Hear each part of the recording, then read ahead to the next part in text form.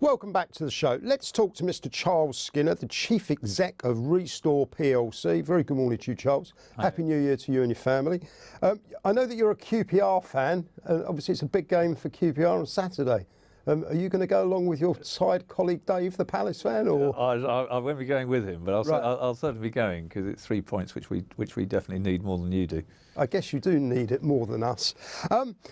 Right, let's kick off. Basically, you did your first interview at TipTV on the 12th of June last year. That was our first CEO interview, so I thank you for that because we've gone on to do in excess of 100 already. And I checked out the share price and it was around about £1.70 a year ago and they're now £2.65. So what a great advert for coming on TipTV. I'm not sure that I can really take any of the credit for that, but there you go. But you did remind me that had you come on 5 years ago when the market cap was £1 million, the shares were at 15 pence. Yeah, no, well, that would have been even better. It would have been even better, absolutely. I would have got 3 gold stars. I've done a little bit of homework, not too much, but perhaps I'll just give a bit of background to your company. Please put your hand up if anything of this is inaccurate. You're an AIM-listed support services company focusing on providing services to offices in the private and public sectors. You've got 2 divisions, a document management and a relocation division. You've had your preliminary results out today. Now, this is a pre-record, so this will be on the show as Thursday, so this is basically done on Wednesday afternoon. But your preliminaries are out today, Wednesday, for the year ending 31st of December. And the headlines are really very impressive. Group revenues up 26%, the document management revenues up 35%, relocation revenues up 16%, profits up 20%, adjusted earnings up 17%, dividend up 26%. You did 6 acquisitions were made during the year. Your mnemonic, if you're checking it out, is R for Roger, S for Sugar, T for Charles, T for Terry even. Share price today after the numbers is circa £2.66 and you've got a market cap of 220 million. And I always check out the bulletin boards and I saw this stock is a gem. And normally people are quite negative on bulletin boards, so there you go. I hadn't realised I'd written that. Well, I didn't want to say that, but no. So there you are. What a crack in 2014. Yeah, no, it was quite good. I mean, in fact, the previous year profits were up 60%. Right. So it's been quite a good trend. So over the last, so if you look back 5 years ago, we were doing 12.7 million and making 2.4. So to be doing 67.5 and now doing 12. So revenue 67.5, profits 12. And I think for the what we'll see happening, what we're hoping to see happening in 2015 is we bought 6 or 7 businesses. We bought 6 businesses and one on the 1st of January. So I was thinking of it as 7 in 2014, and combined they weren't making any money. Right. So what we're expecting to do in 2015. So were these distressed sellers, Charles? No, they were businesses which probably didn't have the synergies which we had, and we're a very, very simple business. So we've got 2 divisions. We look after offices. We provide the sort of services which your big facilities managers don't want to do. So they like to do security, catering. What we like to do is the sort of fiddly stuff off-site. So we've got the 2 divisions, one document management, which is predominantly storage, which is archiving at its most basic. It's bits of paper in cardboard boxes, and we've now got about 10 million of those across various sites around the UK. And then we also have all the complementary services. So we shred people's documents, and we've also now, partly through the acquisition we made last year, we've got a very big scanning presence. So we've got the document management stuff covered off, and then it's really about channel to market and business to business services. So we know the facilities managers inside our customers, who are typically large UK corporations and public bodies. We know people in their IT departments, and they have particular demands. So if they want to move their office, they want to put their boxes somewhere, they want to chuck out all their IT, we're the people to come to. So we've got a very nice niche. We just do the UK.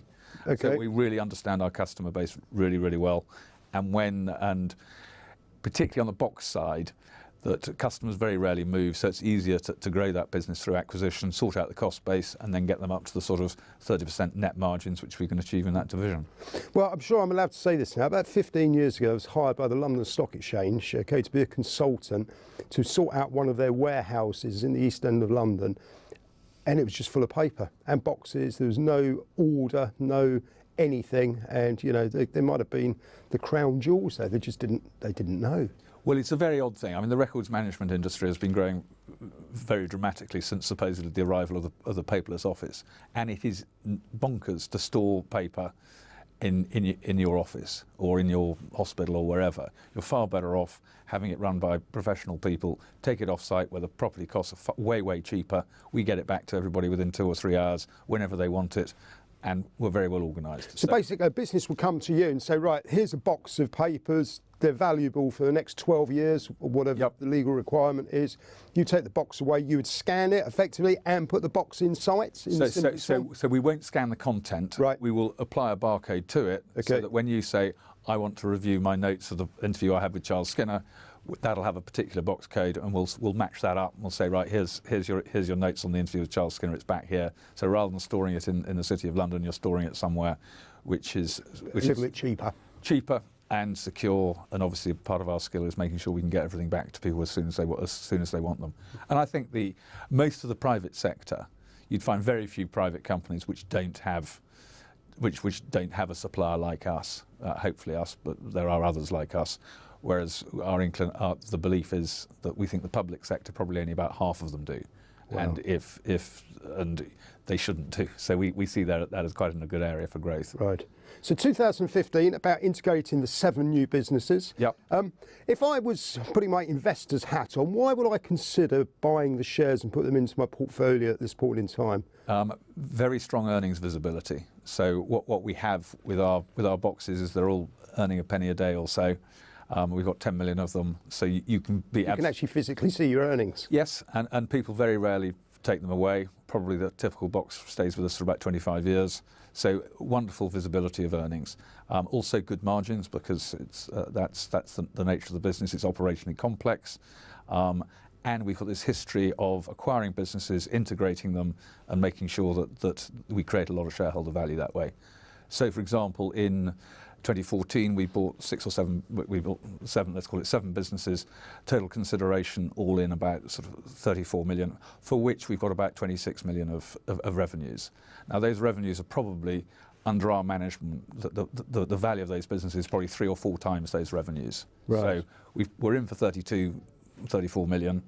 Yeah, multiplied 26 by 3, and 80 million.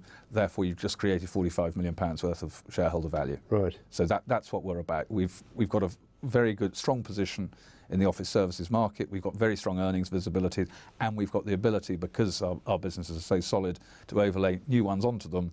And then the alchemy is saying, right, this business isn't making any money. We will get it to make 25-30% margins, at which point it's worth three times what we paid for it. So your staff by default must be better at this.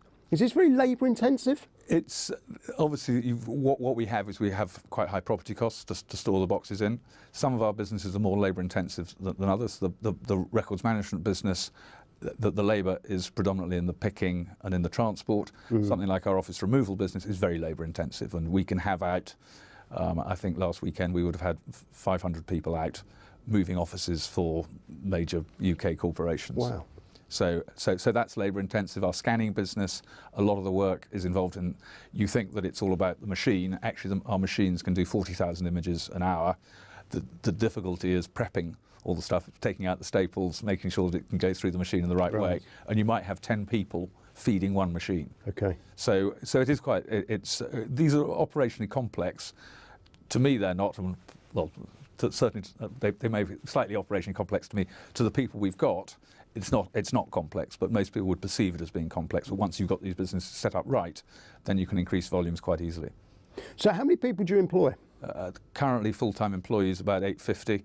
Right. 850. We will have in certain of our businesses, such as the office moves business, we'll bring people in and out from agencies who will be dedicated to us, so they have all the skill set. And as I say, of those 400 or 500 people we had out last weekend on the relocation side, some of them will be staff and some of them will be agency. Right. What a great story. Well, it's very nice. I mean, I think that we were perceived initially as a buy and build in the records management industry, whereas what I'm really excited about is where we are now is that we have these 6 services, and between them they touch, and I'll give you the stats, 43% of FTSE 100 companies, I think it's 80% of the top 25 accountants, 64% of the top 50 lawyers, 27% of local authorities and 29% of NHS trusts. So it's a wonderful thing to build on. We have these customers, we can sell them more services.